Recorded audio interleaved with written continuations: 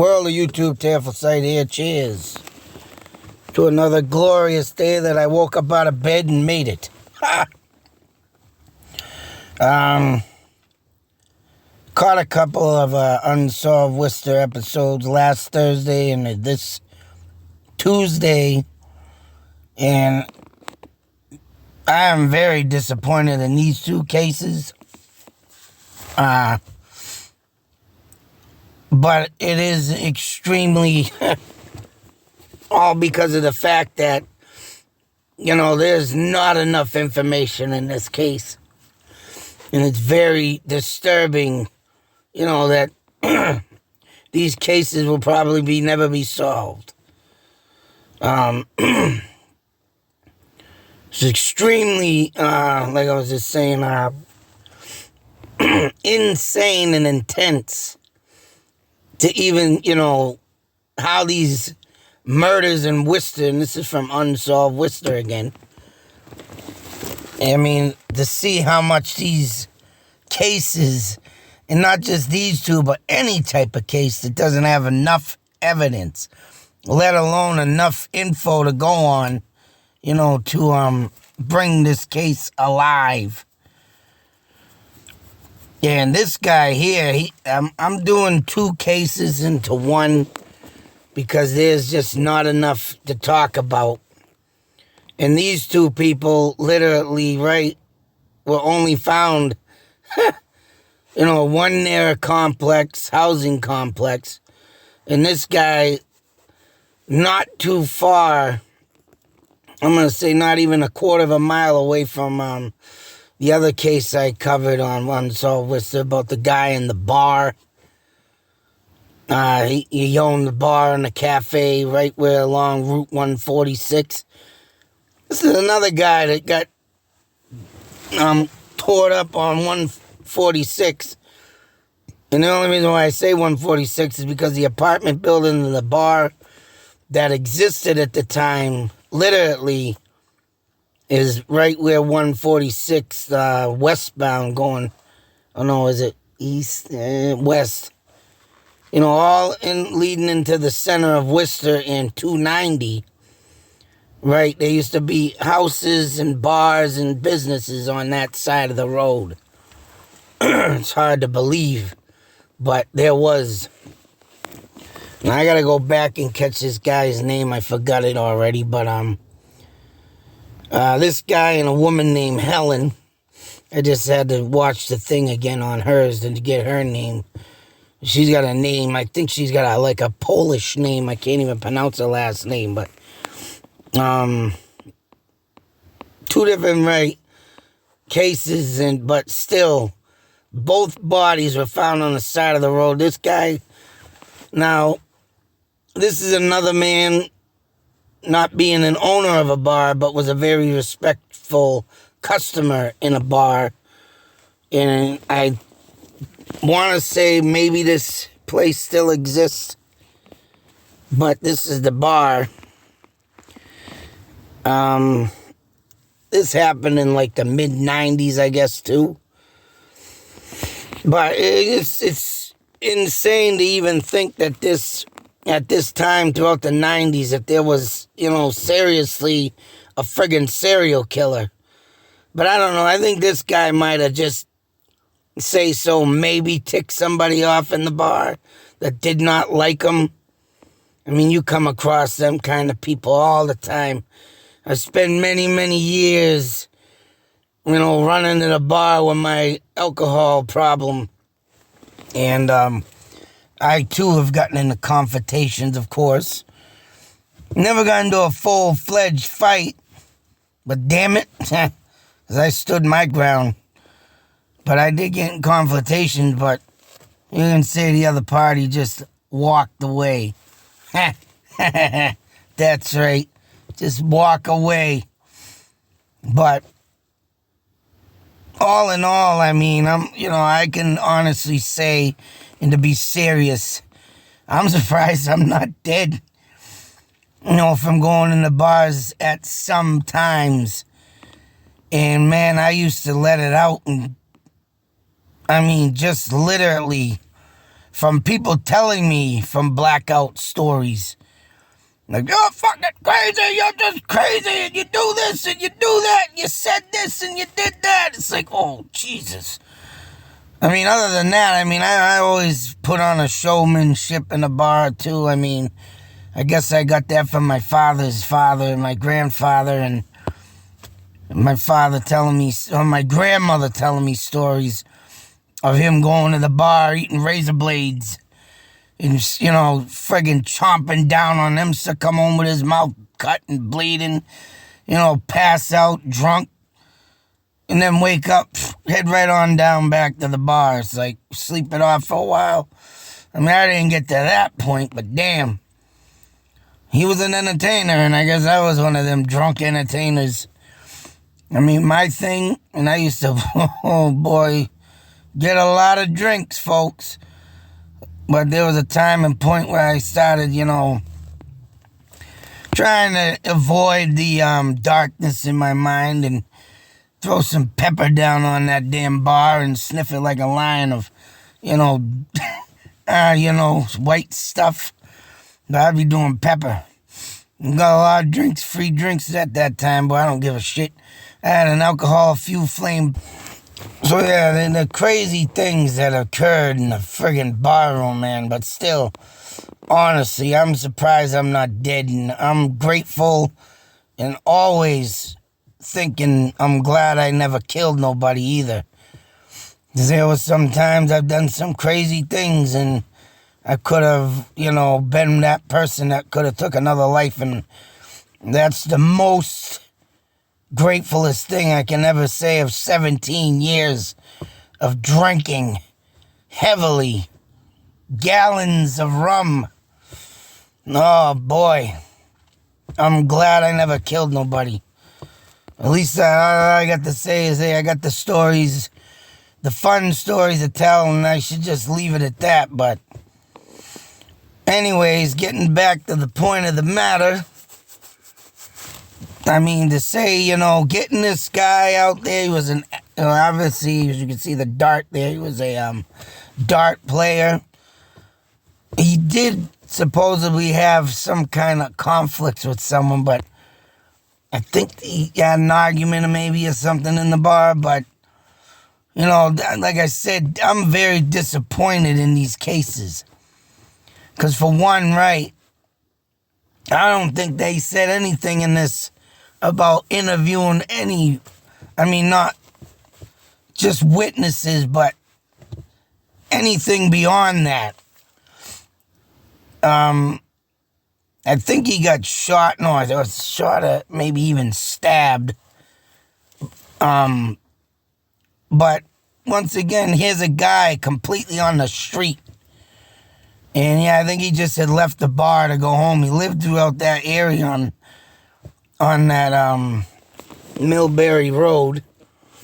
So I mean, this obviously this section has very dark people roaming it, and who knows, maybe he bumped someone that he didn't know, or, you know, it's tough to say because I guess there's nothing on this case. Just that he left his home or was going home and someone came up out of nowhere and either shot him or stabbed him. It's like, what the man? And the other case I'm going to go over is just even more insane. But just to have the mere fact that, you know, not a lot of evidence. I mean, I'm not going to judge nobody, but sometimes, you know, the pictures of a face say 1,000 words. And all I can say is, I mean, this guy don't look too pretty much to be like that happy-go-lucky guy. Maybe if he throws a few drinks in him. But I mean, I'm not, gonna sit here and bash him when I don't know. But I'm sorry, a picture to me says 1,000 words, and when, you know, you look like this, he looks like he could have a bad side to him, mouthy side, say so. I couldn't even say he might who knows, be even when he gets more drunk, maybe even gets a little rowdy and violent. But, like I said, I'm not here to judge nobody, but when I look at somebody, man, a lot of details you can tell in someone's face, let alone, to see a kind of type of attitude of how they give that look. I mean, he could have had a side to him that no one knew of, let alone someone coming up to him just wanting to kill him for maybe a robbery, but I don't think there was a robbery here. He could have said something smart ass to someone right on the street and pow! And that's it. So, I mean, whatever happened to this guy, it is a, pure, sad story. But when you live your life in the bar, and I mean, you get too comfortable out there, and it doesn't matter who you are, if popular or not, there's always going to be that one a-hole that just don't like nobody and will just start running their frickin' mouth. And believe me, I've dealt with someone like that. And, oh man, and this is, I'll share my story, I don't care. But there was a friggin' guy that was a spoiled little rat. And I wouldn't be surprised if he was a rat either. And I mean a true rat. But his daddy owned the bar. And I don't know, I had too much to drink that night, but I wasn't in the zone where I wasn't knowing where I was. But I was playing pool with a couple friends, and we were running the pool table, and then this kid comes up, and I think me and my partner I was with at the time might have lost the game, but we were running the pool table for a little while, and he might have said some stuff to me about probably busting my chops, you sucker, and say something in them lines. What kind of person, right? I took it as a, ha-ha, funny thing, but, I think he was serious. You suck, type thing. So I'm like, wow. And then he got up on the table. So he wanted to say shit to me. I started saying shit to him, and of course, when moi gets to busting balls, yeah, sometimes I can really hit a nerve, folks. And that's exactly what I did to this chump. But he started really getting pissed to the point where, yeah, people were holding him back from me, and I'm over there, I'm laughing in his face. At this point, what I said, I'm laughing in his face. He was even threatening to kick my ass. I said, do it. Do it. I was taunting this guy real bad. I mean, that's the thing. Me being bullied all my life. This guy bullying me on the pool table. And you go do it back and you can't take it. Well, why are you there doing it, chump? Right? But a buddy of mine went to the guy's brother and said, hey, your brother's getting out of control. He won't shut his mouth. And this guy literally, comes out and says, and I think it was another son of the owner, let alone if he was the owner type thing, but that's what it narrowed down to. And he said, anybody touches my brother, he's gonna take care of him. And this guy was more jacked. This guy was more, the man. And, I'm thinking to myself, yeah, I'd like to see you try, but I just kept my mouth shut because I knew I did what I did, and I got under that guy's skin, and he didn't like it, so I left it alone. But I could have rightfully got shot, stabbed, jumped by 5 different people of this guy, but it all turned out good. Whatever, I left it alone. But these are the things, right, you gotta watch out. I mean, you could say stupid stuff to a person that you don't know, right, and you don't mean it, but a lot of people out there could take it offensive. So, I mean, hanging in the bar scene, and if it is not all bars, but if it's not a civilized, scene, then you're gonna get the rough crowd, and it ain't good. I've been in them bars, and they are rotten. really bad. So, of course, I got out of that field. But as you can see, this guy, I mean, he might have been a nice guy to everybody he knew, but right, if somebody called him up and cock him, who knows what he would do. And who knows what he led his demise into. So with that being said, I hope his case one day gets solved, but don't look like it's gonna. Next one. Wait a minute. This is Helen. Like I said, I believe she's Polish.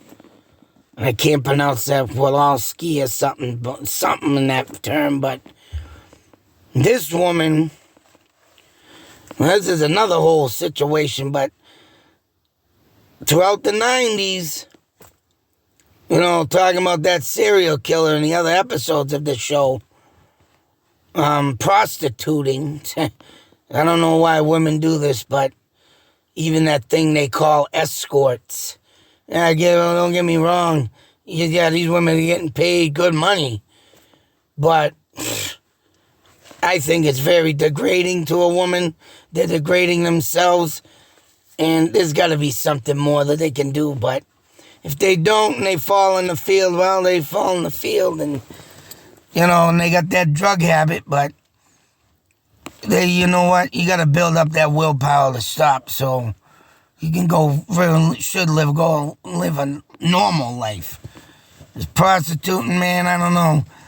If you've been given help and you've tried it, you know, and you still just don't want nothing, you just want that. I mean, sometimes I say, you're in this line of field, you deserve it. Because this is a bad field to be in. I mean, yeah, there are supposedly women out there, you know, you've seen on Jerry Springer or Dr. Phil, them women that sell themselves to sugar daddies. That to me ain't no different than this. They're just, up to the rich levels, and they get paid lots of money, and why should they work? But it's sick. You're with multiple men, and that's just plain right out dirty. You don't know anybody can live this and do this life, but whatever. But everybody has a family member, and this is a tragedy, so everybody should get looked at and cases solved. And they got more women that are coming up, but I guess in season 4, the guy said on this, but I don't know what the hell they got that long going into, why they can't do it in season 3, or could have done it after these ones, but you'd think you'd follow that trail and keep on the 90s, but this Unsolved Murders is all over the place. Go from the 60s to the 80s to the 90s. But this woman, right, was literally found. Ah, crap. Damn it. That sucks that happened, but got the screenshot with the damn video running. That ugly guy down there. But before this, behind this place, back in the 90s, used to be a big open, there was a business there, a storage business I got, but other than that, throughout this whole area, I believe maybe factory buildings or torn down factories. It was like a wasteland. Nothing there, no businesses. You go there now, you got the Worcester Woo Sox out there around the area, you know. There's a Coney Island hot dog place I'm dying to try that's around in this area, but it was very limited on businesses and buildings. But whatever the storage building was, the body was found by a kid in the back of this building in a friggin' snowbank. Now, I could have sworn they said that might have been done something with strangulation, or the autopsy didn't have nothing on her. Now, and it's like, wow, this one is one of them cases. And then they found out something later on, but, you know, whoever dumped the body there, I'm honestly to think, you know, this person was a goddamn serial killer. Oh, no, they did say she was strangled. She lived with a boyfriend at another house throughout this area. But right, due to the fact of being in prostitution, she got swiped up in the car. Was she living with a family? This one was confusing. This story's all over the place, but she was at her family's house or something too. Oh, she was living with her boyfriend, her boyfriend's brother and girlfriend. Just something friggin' weird. Yeah, so it was a boyfriend with a brother or a girlfriend, and another brother or some brother's mother's cousin, sister's brother's mother. Crazy ordeal thing. But she told him she was going out with a friend. Of course, never returned, and then found dead. Now, supposedly, this building here was built in the 1800s and served as a purpose to a lot of, military, factory workers, railroad workers, firefighters. They say, the list goes on. But up by the late 80s, early 90s, I guess every tenant that lived in this building wound it up in court. And one of the tenants throughout the history of going to court, one of them was go figure, something to do with strangulation. Got convicted for something for strangulation. So this building from the late 80s or mid 80s all the way up to I think 2010 has nothing but lived in housed criminals. So you can just imagine, and this is a big unit place too, back in the day. But there was a kids, so families living there back in the day of 94, I guess. But all in all, that's just, but then again, 94. That kid was living in a messed up environment, that's for sure. So mid 80s up till 2010, housed nothing but criminals.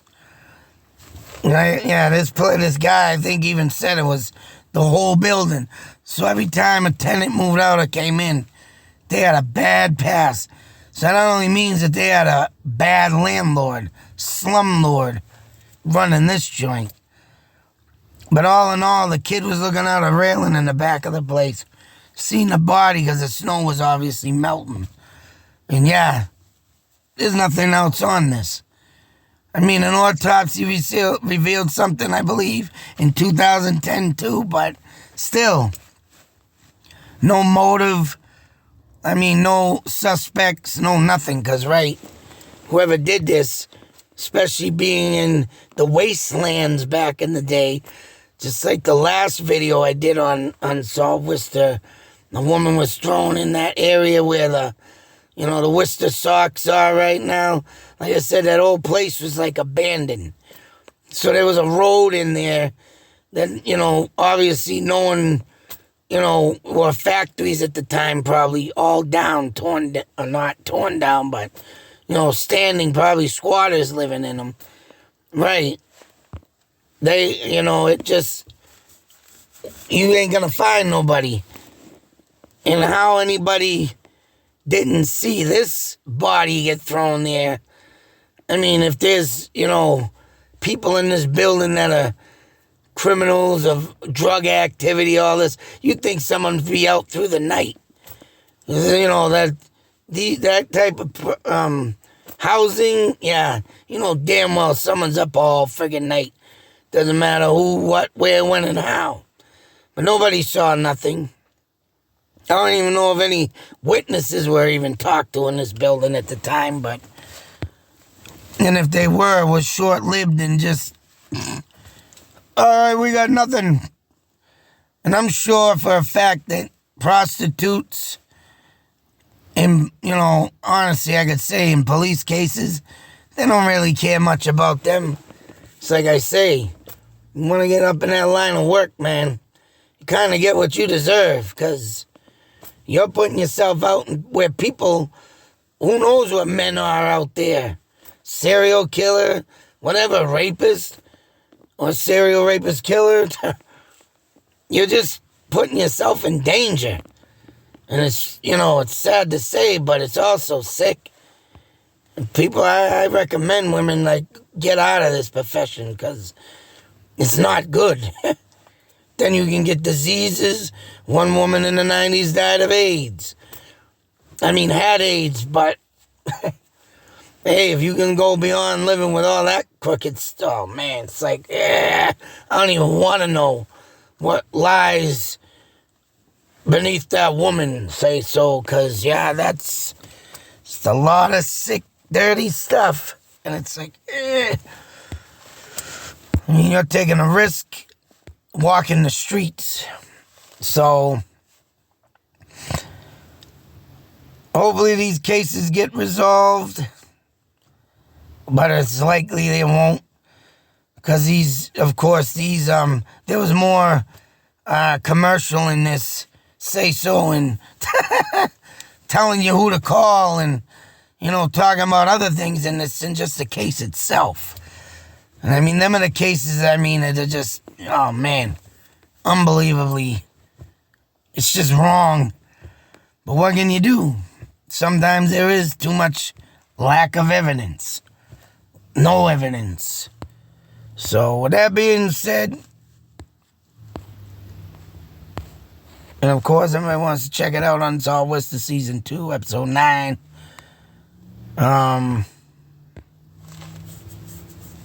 Check them out, they're pretty good. Even though they don't give out much details, but it leaves you to, let your imagination run wild. And that's what should happen with cases like these or any case. Because there's always a lot of questions that don't get answered.